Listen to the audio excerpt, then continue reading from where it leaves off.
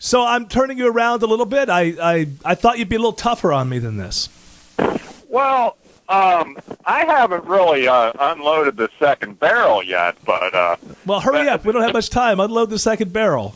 Well, the fact that it's an utterly futile effort, I can understand you wanting to get your name out there and advance the fight. I guess you got to start somewhere, but I hope you are harboring no illusions that you're actually going to win. Well, I think that, yes, I am harboring the illusions that I could win. I don't think people are happy with their representation right now. I just think that they don't feel as if there's somebody out there that they can trust anyway. You know me. Let me ask you something. Do you think if I got up there, do you think that I would change somehow? Do you think I'd become addicted to the power? Do you think that I would, for a moment, look at it like, okay, now I can't ever lose this seat? You know me. No, definitely. You would be a good senator. I'm not saying you wouldn't be. So it's my job. It's my job to convince people that now is the time. I think usually people just feel that it's always futile because there's a political class. You know, being a politician is a career now. That's not the way that it was supposed to be. It was supposed to be that people who have different interests and do different things for a living took a chunk of their life, a few years here or there, and went up there and represented some of the people back home. And I think that no one believes that message anymore. They believe anybody who wants to be senator is addicted to the power that they'll get. And I think for that reason, they tend to settle for the lesser of two evils. But I think this is a good time. I know that people aren't used to the Libertarian Party putting people in high places. And I don't know how much trust people have in the Libertarian Party. But what I'm going to try to tell them is, look, now is the time. The Republican Party has let Republicans down. In the state of Georgia, we've got a lot of blue dog Democrats. They're generally more conservative than the Democrat Party, the National Democrat Party. And you got the Republicans just wandering around aimless right now.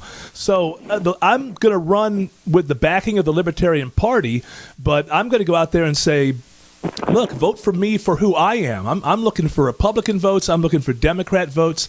I'm looking for the vote of anybody who thinks that we should be taxed less and that we should have more freedom. And I'm not going to try to get slick with people. I'm just going to give them that message, and I'm going to think it out, obviously. And I think it'll be interesting to meet people. Now, whether you win or you lose, that comes to election night. But I guarantee you, we'll get more votes. We'll get more votes than people will expect we'll get. Yeah, I think if ever there was a time for a third party to jump in, we haven't even seen the horrors of the next 18 months yet. Yeah, I think you're going to be well positioned if ever there was a time. And also, I'll be able to debate. I'll be on the stage debating with Isaacson and whoever the Democrat is. Now, right now, I don't even know that the Democrats are looking at anybody. Now, if I gain a little bit of traction, they might see some opportunity there, thinking that all I'm going to do is split Republican vote. But that's not all that I'm going for. I'm going to ask for everybody's vote. I'm going to take it very seriously. The biggest problem I have right now is I think a lot of people think it might just be a radio stunt. It's going to take me a while to convince people that I'm for real with this. But there's never a guarantee of winning. There's no guarantee of winning if you're a Republican or you're a Democrat. You get out there because you're moved to run. And I've been a political junkie since I was 17 years old, but I've never felt moved to run. But when I hear this class envy, this class warfare, wealth envy that's coming out, the rhetoric that's coming out of D.C. right now, I just think that that's dangerous. I think it's dangerous to kids right now. The economic situation we're in right now is going to play out in one way or another. But the thing that I know is that the leaders of tomorrow are in their teens right now. We don't know what they're going to invent. We don't know what products they're going to bring to the market. We don't know what innovations that they have inside of them. And if the next 8 years is just going to be people telling them that if they do anything with the idea of getting rich, they're evil, I think that's going to be bad for the whole country. I just want there to be another voice out there saying, unleash, it's okay. It's okay to go for the profit motive because we all win. Somebody has to stand up and say, I'm a capitalist. I'm not ashamed of it. I'm not saying it's perfect. I'm saying it's the best damn system that's ever been devised amongst men, and it's brought more people from being poor to middle class and rich than any other system in the history of the world, and that's what I am. I'm a capitalist. Do you hear anyone saying that? Even people who are sort of capitalist, the Republican Party right now, they sort of apologize for their capitalism. I want to say, hey, this is the way. This is the way out.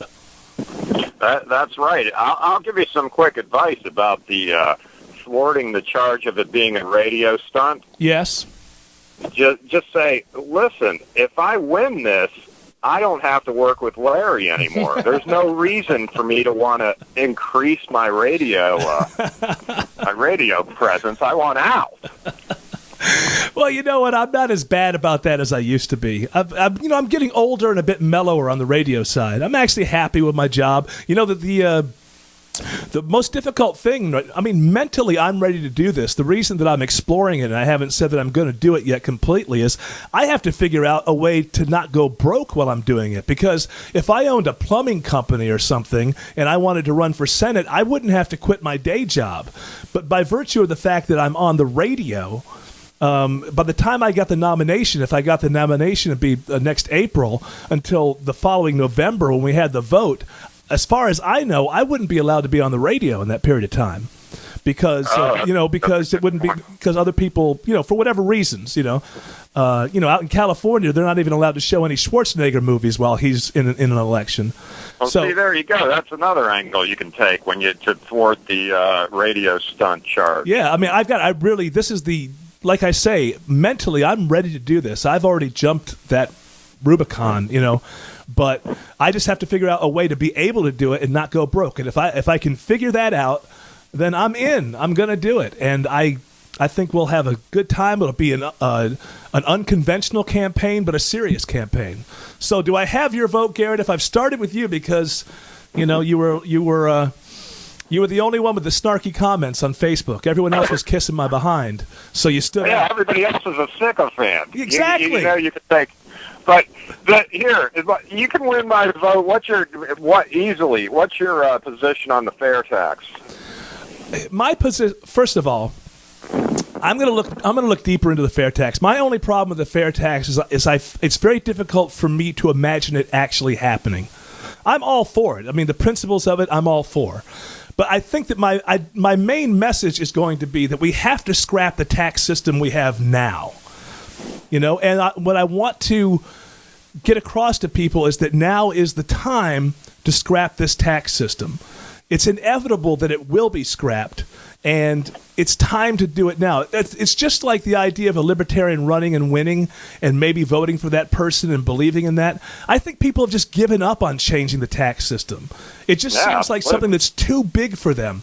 So I'm not so sure. Now, this could evolve as I get into each one, but I'm in the process of writing a book right now called Less Tax, More Freedom, and the idea behind that book is just to actually make the case that the tax system has to be changed, and it has to be changed now, not 10 years from now, not 25 years from now. And I'm going to spend more time focused on that.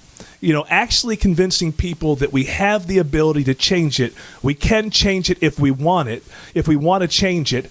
And when we change it, whichever is most popular, a flat tax, the fair tax, some other idea that comes up, but it can't be the system we have now because it's killing us. It's killing the country, and it's killing us as individuals, entrepreneurs, producers, creative people. It's a 1,000-pound weight that's on all of our backs that needs to be lifted. So I'm open to any changes to this tax system, fundamental changes. I'm going to get deeper into the fair tax. My problem is it just seems like such a difficult sell. The flat tax to me seems like an easier, more explainable change. Are you against the flat tax? You'd accept the flat tax, wouldn't you? Anything to scrap the current system. The bottom line, whatever usurps power from Washington is good with me. That's That's why I'm getting involved in this. I believe less tax, more freedom. It's not just a slogan. I truly believe that you have to lower taxes in order to gain freedom. And that's the argument I'm going to make to people. And the argument I'm going to make is you need somebody up there right now saying things like this on the floor of the Senate. I don't know, and I'm not going to go up there and just try to bring home bridges and things like that. If that's the kind of senator people want, then that's their choice. But I'm offering something different.